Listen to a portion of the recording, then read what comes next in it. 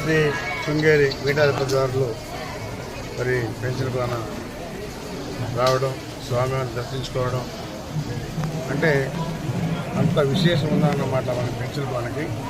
అందుకని ఈ pension కోనని master ప్లాన్లో కూడా పెట్టున్నాం. ఇంకా కూడా బాగా డెవలప్ చేస్తాం.